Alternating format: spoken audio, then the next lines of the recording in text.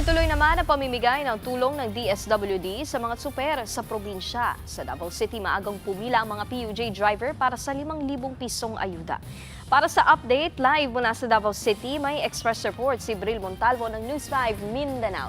Bril, gaano ba kadaming super ang mabibigyan nga ng ayuda dyan ngayon sa Davao?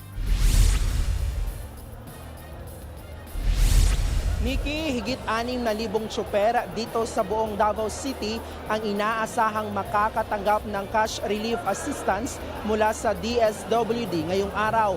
First batch pa lang ito sa 6 na araw ng pamimigay ng ayuda.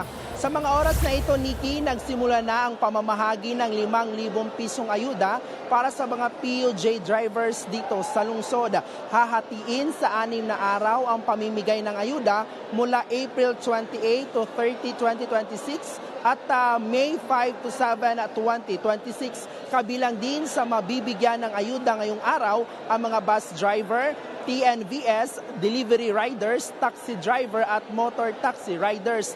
Paalala naman ng ahensya, tanging ang drivers lang na nakatanggap ng text messages mula sa City Social Welfare Development Office o CSWDO ang maaaring pumunta dito sa Agdao Public Market sa Davao City para sa kanilang scheduled payout.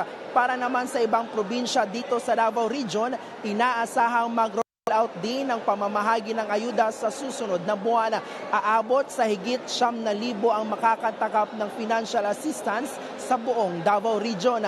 Nikki, para naman sa mga kwalipikadong drivers, dalhin lang ang kanilang mga professional driver's license at photocopy nito. Paliwanag naman ng DSWD, inuna nila ang Davao City sa pamimigay ng ayuda dahil sa dami ng mga beneficiaries ng lungsod. Nikki. Yan ang express report ni Bril Montalvo, live mula sa Davao City. Mga kapatid, Nikki de Guzman po. Para sa pasada ng mga rumaratsyadang balita, mag-follow at mag-subscribe na sa social media pages ng News 5.